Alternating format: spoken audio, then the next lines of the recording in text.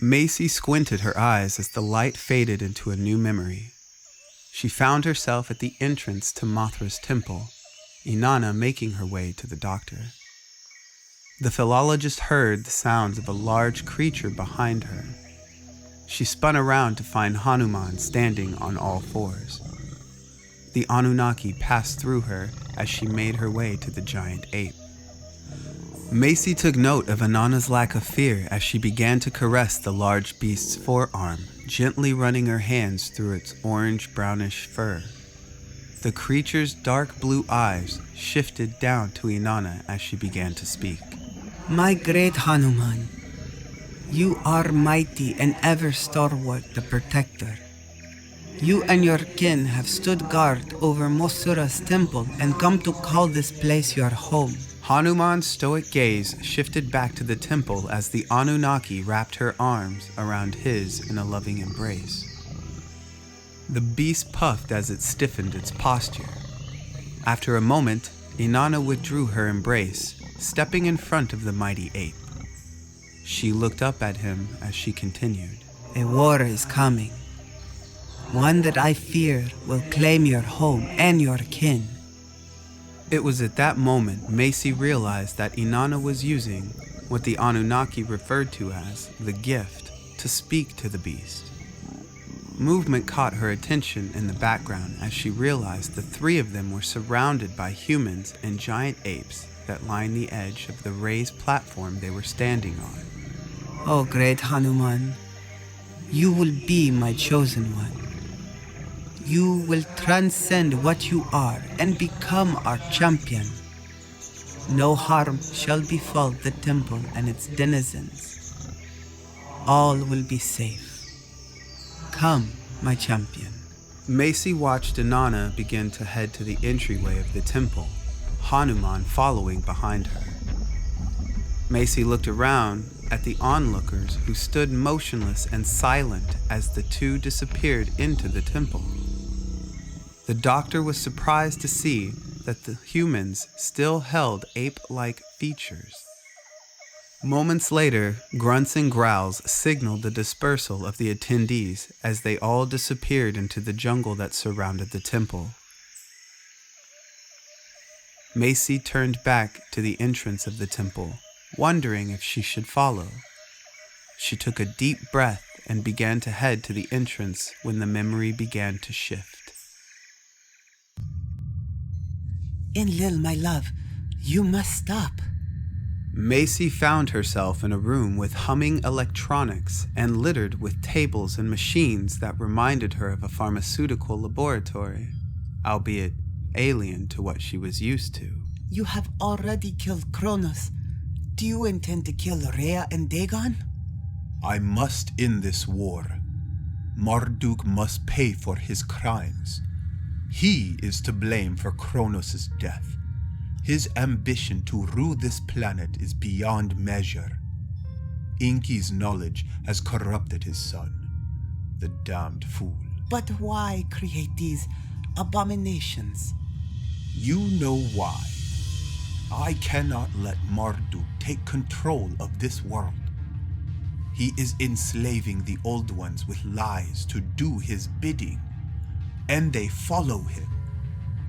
They leave me no choice. They must be destroyed. I cannot believe what I am hearing. When did you become a murderer? Enough of these pointless words. I do what I must to ensure our survival. Now leave me. Go cry your words to your arrogant brother. Macy watched as Nima left the room with tears in her eyes. She turned her attention back to Enlil, who was standing at his workstation. She made her way through the laboratory, her curiosity as to what the Anunnaki was working on driving her forward. She noticed what looked like a six-legged insect lying on its back, its appendages stiffened and pointed towards the ceiling. Upon closer inspection, she gasped in shock. The little insect-like creature looked like the giant beast that killed her father back in San Francisco. On the monitor in front of her, she saw all manner of insects and aquatic life forms. Some she recognized and many she did not. Her mind filled with questions as the memory began to fade to a new one. Macy found herself outside Mothra's temple again, this time standing next to Inky at the edge of the pathway leading to the temple's entrance. Then the familiar sound of Mothra pulled her attention to the skies above the temple. The queen of the monsters landed on the platform between them and the entrance, fluttering her wings before folding them into a resting position. Little Inky, it is good to see you again. It is good to see you, my queen. How fares Rhea and her children? They mourn. Gojira doesn't understand. Dagon's heart is filled with rage. Rhea's heart is filled with sadness. But they will heal in time. I cannot help but feel responsible. You cannot control your son's actions. They are his own, not yours. Macy noticed Inanna appear from the temple's entrance as she made her way to Mothra and Inky. Lord Inky, it is good to see you. My child, it is good to see you're well. But you seem different. I can see the hate you harbor for Marduk. It has changed you. I am no longer the innocent little one you once knew. But that is not why you are here. Yes, little Inky, why have you come? Macy realized all three were speaking with their minds. Only their facial expressions shone on their faces. I didn't realize the depths of my son's madness until the long-range sensors picked up activity in the Hammer bracelet beyond Lamu. A calamity is coming. One that will see the end of this world. Our people call it the Beast of Ragnarok. The one who is many. The Golden Demise. Is he mad? He must be stopped. Why do you permit this? Why? I should have realized it sooner. All of the sacred sites he constructed, under the guise of unlimited energy for our people's future.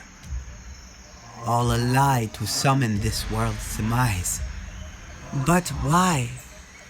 I believe he thinks he can manipulate the beast like he has the old ones, and use it to leave this world and expand his empire. Ghidorah. Inky and Inanna looked up at the Queen of Monsters as she continued. That is what we call it. In our stories, the beast came to this world long ago.